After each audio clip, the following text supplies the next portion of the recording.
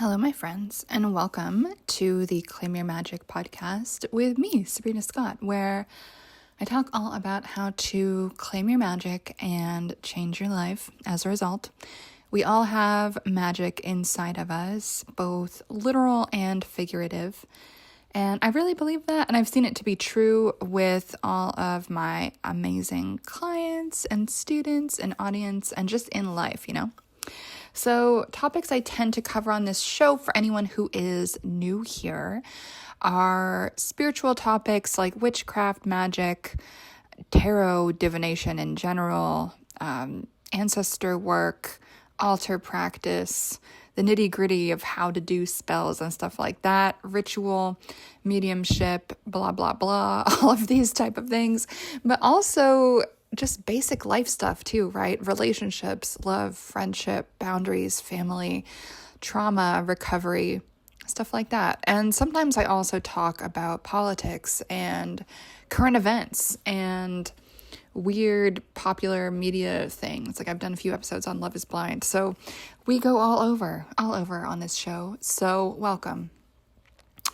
Today I want to talk about and kind of reflect on an interesting experience I had a few days ago, grabbing dinner in Toronto with a few New Yorkers, one of whom is a friend of a friend. So I was very pleased and just, pleasantly surprised to be invited out, because I'm pretty sure when I first met one of these people back, 6 months ago or something, I think people were skeptical. Like, does this girl really know anything about anything? Which is, it's interesting to notice sometimes people's first impressions, right? And I do think that sometimes people think they assume that I'm an idiot because of how I look. And I didn't always used to be cute, okay? I used to be very much a tomboy, and I also had an ugly duckling phase for sure. At the moment, I am definitely in my glow-up phase, which is something that I've achieved with a lot of intention and hard work and effort and all of that stuff. But because of how I look, it's very interesting. A lot of people assume that I must be mean or stupid or whatever, because a lot of folks just don't have the ability to hold multiple things in their brain at one time. Like, a lot of people assume that, if someone wears glasses, they must be really smart. Or if a woman is beautiful, she must be a complete airhead. And it's interesting to observe that, right? And it is interesting to be on the flip side of that. And it's interesting. So anyway, that's not really what I want to talk about today. What I want to talk about today is just unpacking some of the conversation, not in a way that I'm indicting these folks or anything. So I actually had a great time. But more to reflect on how do we as a culture in North America talk to each other across difference and specifically across the political divide. And for me, this is especially interesting because I used to be on the far left. I did. And the far left looks different today than it did 10 years ago. That's absolutely true. But I was a card-carrying far lefty, and, I read all the far lefty books, and I could spout all the different talking points and all the different arguments and all the different ideological positions.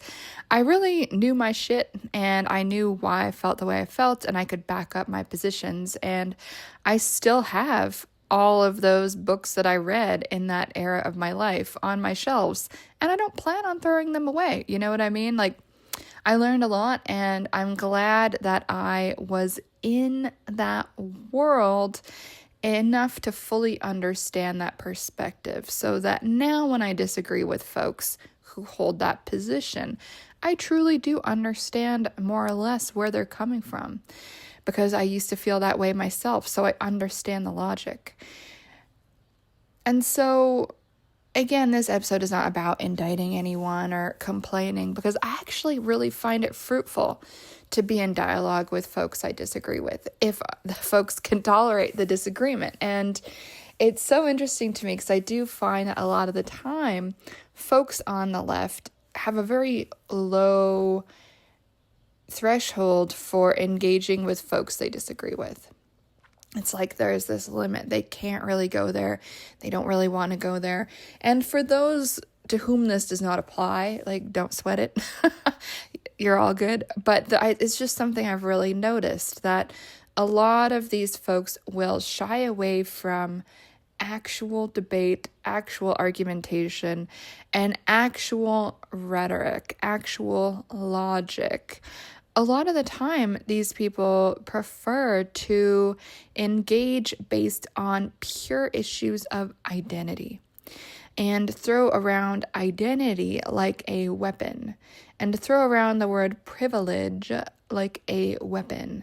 And what's very interesting about identity and privilege is there's a few different things. And so, spoiler alert, this episode is going to be about breaking down very common argumentation styles and very common rhetorical styles and the reasons why they annoy me. And just talking it out a bit. All right, so that's my spoiler alert. That's kind of what we're doing here. It's going to be a little bit rambly, a little bit meandering, but come with me for the journey if you want. And so, anywho, back to identity as a basis for argumentation. So when someone takes identity as an argument in and of itself, I am a X, therefore I believe Y, therefore I am right, therefore you are wrong. And so this appeal to identity is interesting, right? Because yes, we could argue that, okay, due to someone having this identity, they have certain experiences and that has led them to feel certain ways. Totally makes sense. At the same time, it would be very easy to find folks of that same identity category that feel completely the opposite way. And that is true for pretty much any opinion with pretty much any identity, right? Some women are pro-abortion, some women are anti-abortion. So you can't really make the argument of, well, I'm a woman, so therefore shut the fuck up. Like, we could make that argument, but we have to go deeper in order to really be persuasive and in order to really understand the issues at hand and to understand and articulate the logic at hand.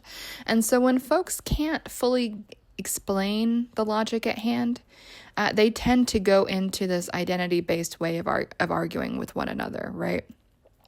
I'm black, therefore shut the fuck up, you privileged asshole, etc., etc. I'm a woman, shut the fuck up, you privileged male, blah, blah, blah. And that doesn't really get us anywhere, right? So first of all, that doesn't get us anywhere. Second of all, it's not an actual argument. Third of all, people of the same identity category feel a diversity of ways. And next, I can't remember which point I'm on, fourth, fifth. And next, anyone can play that card. Any one of us can play the privilege card. Any one of us can play the downtrodden card. However, that requires us to disclose. And I don't believe that a personal anecdote of, memoir and life story should be necessary to decide whether or not we want to take someone's argument based on logic alone seriously. So, for instance, at this dinner, I was the only woman at the table. Could I have played the, well, you two are just privileged male assholes card? And do I think either of these people are assholes? No, actually, I don't. I had a lovely time. But could I have said that? I said it to make a point that I could say it. I was like, you guys, you're the only this, you're the only that, and I'm the only woman. We could do that. Let's not. Because I find anyone can do that, right? Like, I have so many of those cards I could pull out, right? The cards I could pull out would be, well, I'm a woman. The cards I could pull out would be, well, I'm a detransitioner. I could pull out, well, I'm a rape survivor. Well, I'm a child abuse survivor. Well, I grew up poor. Well, blah, blah, blah, blah, blah. Well, I'm disabled. Well, I had PTSD. Well, this, well, that. My whole laundry list of shit, could I lay that out there? Yes, I could. And the impression I get from this conversation was that in terms of class, I was the most disadvantaged person at the table. And that is not actually something that I decided to say. And so was I didn't want to use argumentation in the same way that some of these folks do, right? I really would rather not. Did I share the detransition piece, desisting technically? I did, and interestingly, that did serve to shut people up when they were questioning me about my stance on trans issues, which is that a lot of the gender transition of children is not actually based on actual gender identity coming from a real place. I think most of it actually comes from untreated, undiagnosed, unnoticed trauma. And that is an opinion I will stand by and can back up with multiple scientific studies, I have so much I could use to back this up, including my own experience. So it is interesting that what the only thing that would stop people badgering me on that would be to share my own experience. I would really rather not. I would rather just argue based on logic, facts, and the statistics and the research, which is something that I think a lot of folks don't want to do. And that's another thing that bugs me about arguing with folks on the left is I've noticed that there is this appeal to emotion. And a lot of it is accusatory, and a lot of it is inflammatory. And so that often goes hand in hand with the way that the sentences that these folks will use are constructed. So one thing I noticed in this discussion, which honestly ended up just being a political debate, which is not what I thought it would end up being, but as a slight aside, in human design, my design apparently is best when I am responding. And so it's interesting. So I feel most inspired and fired up when I am reacting to something, whether that is something I disagree with, like a happy experience, a new experience, blah, blah, blah, whatever it is. I love reacting. And a lot of my art, my creativity, etc., has bloomed up when I have been reacting to something. So I really don't mind having a fun dinner, talking shit and arguing with folks around politics. I know that for a lot of folks that sounds like a nightmare. Obviously, I'm still thinking about it a few days later, so there were some aspects of it that did make me uncomfortable and feel a little bit off. That being said, at the end of the day, I had a good time, and it is productive for me intellectually because I'm still analyzing it. So for me, that's not a loss at all. But anyway, so we see this combination of, let's say, highly emotional rhetoric, and I'll use examples of that in just a moment, but combining that with the sentence structure style of yes or no questions that close things down as opposed to open them up. So whenever I'm in a debate with somebody, I tend to ask open-ended questions. And this is just how I am in life in general, because I'm a pretty curious person. And instead of putting words in people's mouth, I would rather open the conversation up. What do you think? What do you think should be done about ABC? So what would you like to see happen? What would you like to see people do? What do you think is the problem? What do you think is the core issue? What do you think is causing this? Blah, blah, blah, etc. I love asking those open questions. Unfortunately, most people don't know how to respond to them. And there's actually one instance where someone at this table responded saying that was a privileged thing for me to even ask, that I would have the time to consider this. And this was framed as a privilege to ask that question because I am white and not black. So I found that very interesting. Not to mention, I won't even get into it, but it was a silly thing to ask me back, or to say back to me, I think. That's my opinion on that. I think it's a fair question to ask people, what do you think should be done about ABC? If we can't ask each other that, what the fuck are we doing? You know what I mean? Anyway, so the common way of engaging that I've seen on the left is they will ask, so you're okay with a ton of children being murdered? So you do think that all trans people should be killed? So you do think blah, blah, blah? And it's always the most inflammatory, crazy shit, which is like, obviously I don't think that. Obviously I don't think anyone thinks those things, really, you know? And so it's this kind of hyperbolic, exaggerating, emotionally inflammatory framing, posed as a yes or no question. And so it creates this kind of trap in the conversation, right? And also a false assumption about what someone actually thinks. So what I found very interesting about the conversation was that not once in it did either of these people, who were actually quite lovely, I would totally have dinner with them again, so no shade, but never once in the conversation did these folks ask me, what do you think about ABC? What is your position about ABC? It was always, you think this, you think that, blah, blah, blah. All because I said, I support Israel, I am against transition of children, and, I'm a conservative. And to me, that's really interesting. So obviously there's so many different ways of being a conservative. It's quite broad, just like there's many different ways of being on the left. And so to me, it's very, very interesting. And I do find a lot of time these folks, bless their heart, don't often want to truly understand the other side. They don't want to understand. They're so entrenched in what they think and why they think it and how that is the only correct possible opinion that anyone could ever have on the topic, that they shut down the potential for actually opening to the other. And not to get too academic, but there is this really fantastic book that I read during my master's for an education class called Learning from the Other. I believe the author is called Sharon Todd. And so she was really foundational actually for my understanding of the process of learning. And she brings Levinas into this, and I'm not going to get into that because I know a lot of you guys are going to find the philosophy of that incredibly dull.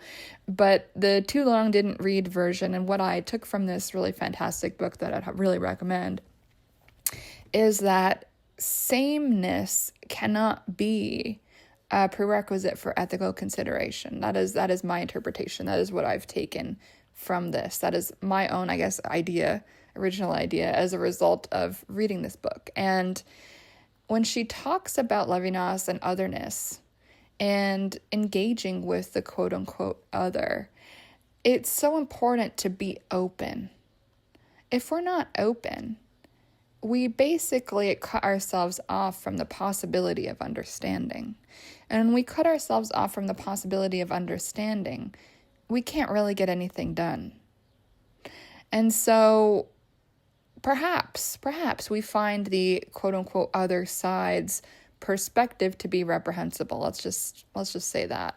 I don't want to get too relativistic. Obviously, there are some places where we should collectively draw the line in the sand. That being said, I do think it is very important as citizens of the world, as intellectuals, as humans on this planet who are engaging with other humans on this planet, to be able to really step back and understand intellectually, emotionally, where someone that we disagree with is actually coming from. When I used to be a university professor, I would assign all sorts of texts, and every single week my main assignment that I had them do every fucking week was I would assign like 3 to 4 short articles. Some of them were academic, some of them were just pop culture articles on random blogs or whatever around the topic of the week. And my assignment was two-pronged, right? So part 1 was describe the argument the person in this piece is making. Part 2, do you agree? Why or why not? Just explain. A lot of people in life, and I think in this conversation that I had over dinner a few days ago, they skip part 1. They don't stop to see if they understand what someone is actually saying on their own terms. They skip to, I agree, I disagree. But often that agreement or disagreement, it's premature because the assessment and the understanding of the point in the argument that people are trying to make has not really happened yet. And it's really unfortunate to me that a lot of folks are so eager to jump into emotional reaction and this immediate response, rather than taking the time to contemplate, to really ask ourselves, do I understand what this person is trying to say? Am I being charitable in how I'm interpreting this person, or am I being someone who is reading them and interpreting in the worst way possible? And unfortunately, I do think that a lot of folks like to read things or understand things in the most uncharitable way possible that is often not the argument that that person is actually making.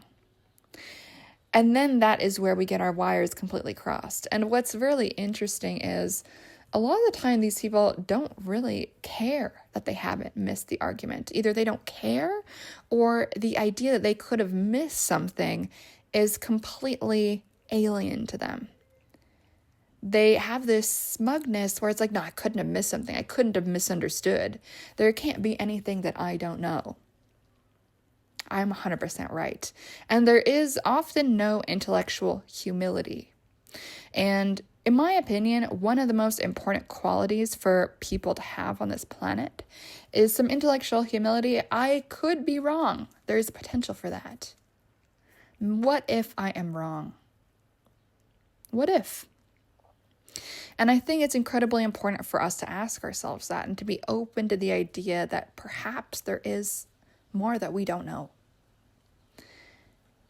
And it's interesting. I've already talked about my switcheroo politically in general, and also my change in terms of supporting Israel instead of Palestine, which is, I'm not going to get into the whys of that, but I will talk a little bit just for a few moments here about how my opinion changed. How I came to that opinion in the first place was I read a few graphic novels by, still to this day, one of my absolute favorite graphic novelists. This man has inspired me more than any other graphic novelist or comics artist ever, so I'm indebted to him forever. Very blessed that he actually blurbed my first book, Witch Body, and he's an absolutely lovely man. Like, I adore him. And so reading his books, that's how I originally became a supporter of Palestine. I was like, okay, well, I read it in this book. And to be honest with you, those were the only two books I had read on the conflict. A little bit embarrassing to say. And yet I was so sure that that was the only relevant perspective, right? It didn't even occur to me that maybe I should read something from the other side until the October 7th happened. And at first I was pro-Palestine with that, despite the horrors, obviously, that were inflicted. And a few of my Jewish friends took me aside very gently and were like, hey, there's another perspective on this that you might want to consider. And one person recommended a book. I think one person recommended a YouTube video to watch. And someone else just gently prodded me, and I decided to look into it and say, you know what? I really respect these people. These people are very smart people. And you know what? I am going to look at the quote unquote other side, and maybe I am wrong. Maybe there is something I don't know about this conflict. Maybe the books I've read about this conflict didn't tell the whole story. Maybe there is facts about this that I haven't considered. And so I did that. I decided to read some stuff, watch some stuff, go a bit deeper. I started listening to a podcast called We Should All Be Zionists. I watched some other documentaries. I read some stuff from some books. And I started reading interesting think pieces from this Jewish blog called The Tablet, which is fantastic. So highly recommend checking that out. A lot of very interesting and smart articles on there. And I changed my mind. I decided, you know what? I actually did not fully understand the context of the Middle East. I really did not fully understand how far back into history some of these things go.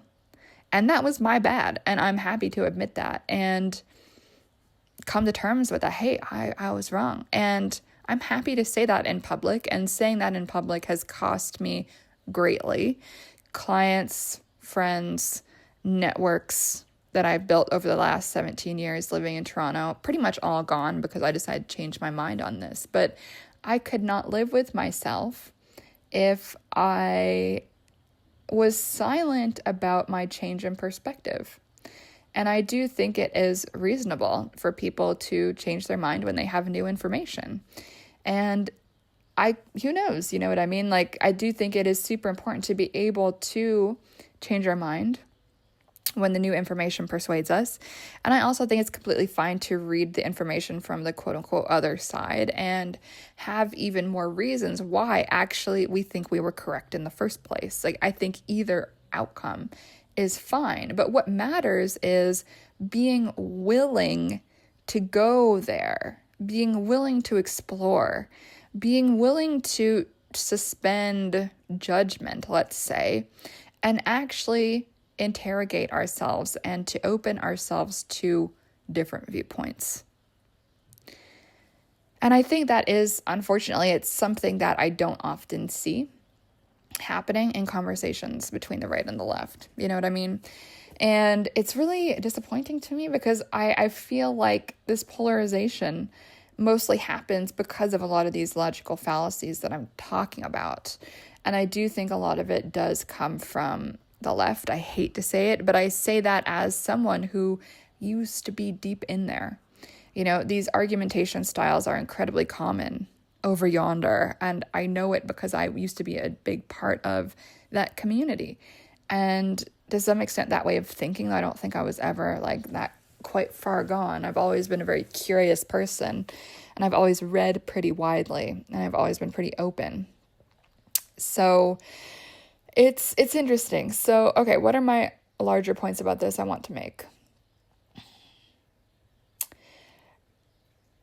I think when we are in these conversations with people we disagree with, openness is one of the most important qualities we can have. If you catch either yourself or someone else asking yes or no questions, I would really urge you to reconsider whether that is useful. I would rather ask someone, what is your opinion about ABC, rather than make an assumption that they believe XYZ because they are a fill in the blank. People are not monoliths and people are not symbols. This focus on identity has made everyone into a symbol. And I should not have to disclose my history of abuse or disenfranchisement or disability or whatever the fuck it is for people to take me seriously. It's incredibly bizarre. And I don't think anyone else should have to do that either. Like, no one should have to disclose that they are Jewish or multiracial or disabled or having a mental health diagnosis. No one should have to disclose any of that shit in order for someone else to respect their logical perspectives inherently. Like, we can disagree with someone, but let's disagree based on logic. Let's not force or coerce someone to disclose any of this highly sensitive shit that, to be honest, many people have not earned the right to really know. It's highly vulnerable. And yet we're in this state where the left expects everyone to disclose the worst things that have ever happened to them in order to be taken seriously. It's complete bullshit. And I wish that folks would stop doing that. And I wish that people would stop using their identity as weapons to beat other people and to lend clout to their opinion. It's completely disgusting to me, and I just wish everyone would stop doing that. It doesn't get us anywhere, and there's nothing I can truly say to someone who says, well, you are fill in the blank, and therefore you can never understand. I could easily say that exact same sentence to many other people, again, with different lenses. But I don't really want to pull that card because I think it is intellectually lazy. I think it's emotionally aggressive. And it does not bring us closer together. It does not create understanding. It does not seek common ground and curiosity and openness and all of that stuff. And so I do think some folks are just so stuck in this miserable way of being. And I find it very, very sad. And one of the things that I've noticed as well as I've made my switch from the right to the left, from the left to the right is, and I'm not a far right person, I will say that. I'm not, just in case anyone doesn't know that. But what I have noticed is on the right, a lot of more people are happier. People have better lives. People make more money. People are less depressed. People are more optimistic for the future. And what I see among leftists is this misanthropy, a hatred of the self, a hatred of others, this self-loathing, a skepticism towards fucking everybody, a division based on gender and race, and that's actually mostly the two. No one is talking about class at all. No one is talking about growing up in poverty, very interestingly. No one's fucking talking about disability, also very interesting. And no one's talking about violence against women, also very interesting. You know, and all of these things are true. All of these things are valid to bring up. And I do think it is so important to be able to be curious and open and want to help each other understand, rather than to create these divisions, to say, oh, you're evil because either of your identity, of your political affiliation, who you voted for, because of your whiteness, because of you voted conservative, because whatever it happens to be. It's a very boring way to live, and I think a very depressing way to live. And it's unfortunate. I also see it as very intellectually stunted. And there's a lot of folks on the center and the right who used to be on the left. And a lot of us have come over here because we are exhausted living amongst miserable people who hate themselves and everyone else who is in any way different from them, and who promotes segregation in their own very interesting ways. So that's my rant on that. It is, I really would recommend that if anyone does have the time or energy to do a similar thing to what I did. Be open to having that debate. Be open to having that discussion over dinner or drinks or whatever it is, and see the discussion through to the best of your ability. It will test your rhetorical skills, and if you're smart about it, it will also reveal to you how other people argue, the typical tropes that they lean on. And also notice, what tropes do you lean on? What are your typical talking points? How are you either the more or less persuasive? How do they try to persuade you? And I do notice the appeal to extreme emotion tends to be one way. Very interesting, right? So that is a challenge. Have dinner with someone you are on the opposite end of the spectrum with. And for some of you, I hope that is like a banal ask. I love diversity of thought. That's where I learn the most. And a lot of you guys probably saw this already on Instagram, but I made a little reel with a challenge to everyone. And it's a challenge that I came up with right after I was getting home from having this dinner, which was read 6 books over 6 months by people you hate, disagree with, think you're going to disagree with, or on the complete other end of the political spectrum to you, the celebrities that are your pet peeves, whatever it is, over 6 months. And yeah, you can get them from the library. You don't have to buy them. It's fine. Libraries exist. But give it a try, and you might notice that your opinion really changes. For me, obviously, this was true with the whole Israel thing. My opinion completely changed. Another one that's a bit more banal and perhaps just as surprising to some folks is I used to be the most anti-Jordan Peterson person on the planet. I hated him.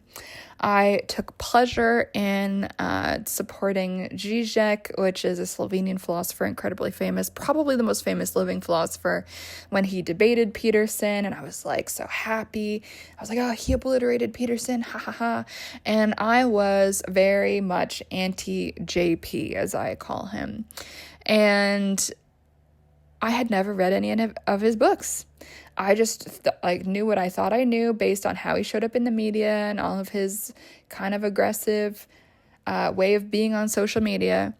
And I just thought I hated him. I just was he's the worst.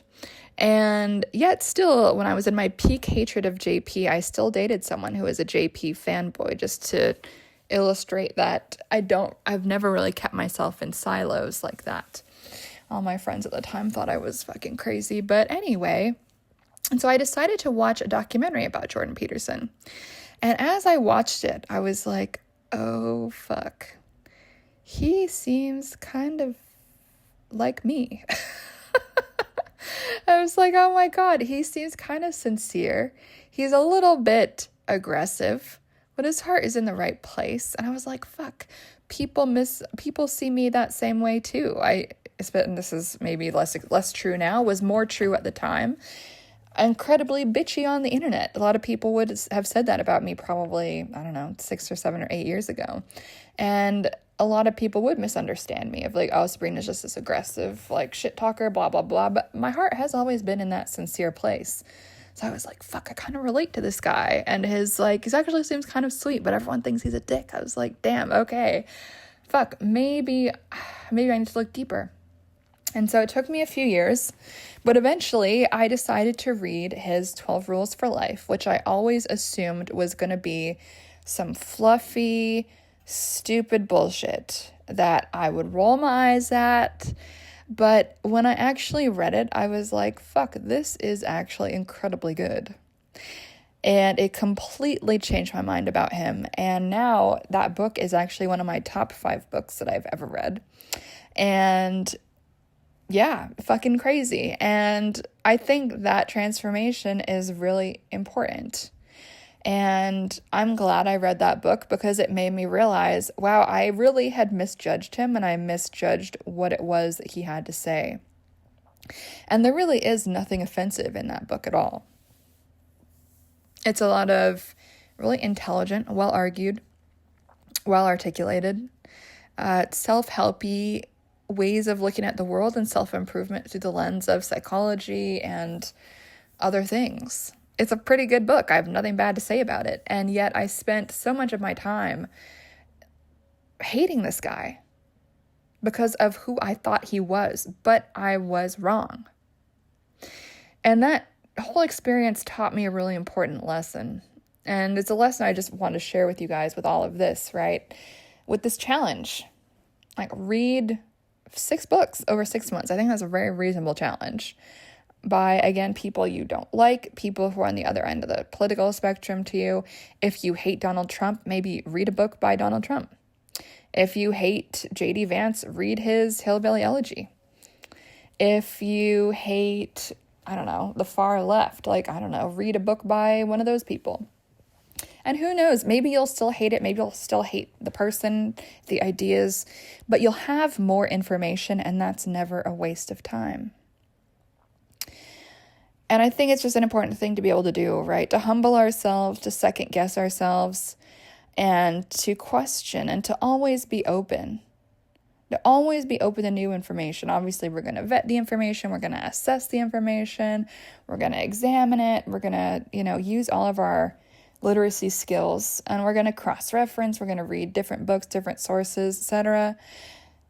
And we're going to be open to changing our mind. I think it's a beautiful, important thing, and I think it's the best way to live, personally, to be open.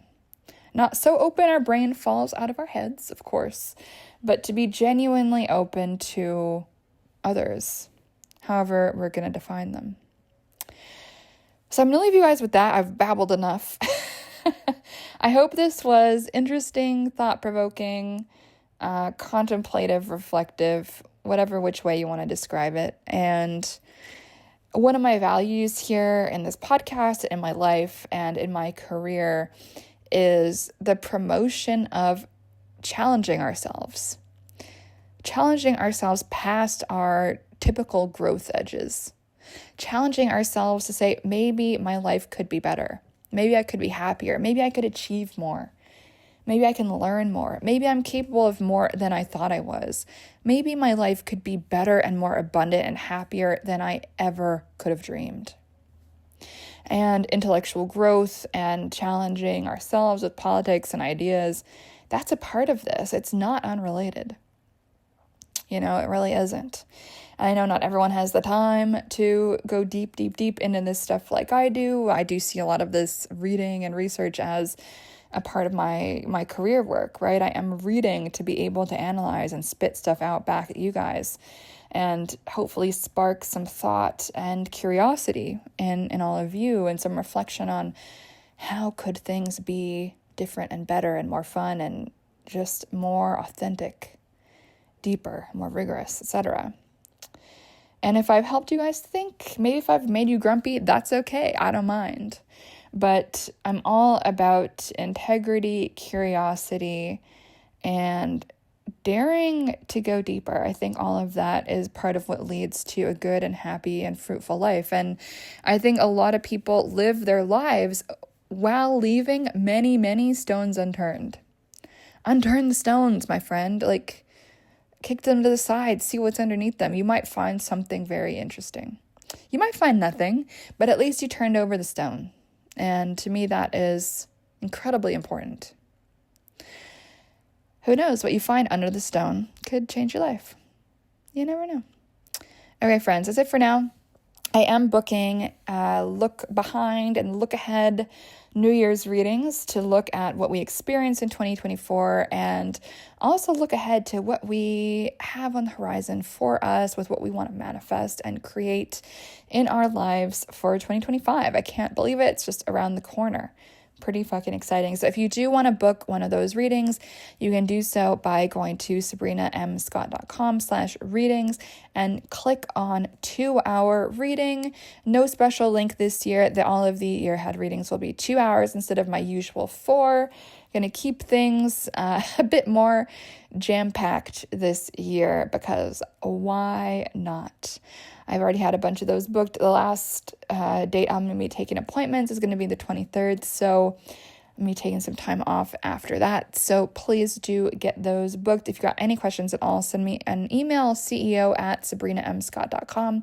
You guys already know my website is sabrinamscott.com, and my Instagram, Sabrina M. Scott, and I'll talk to you guys on the flip side. Take care.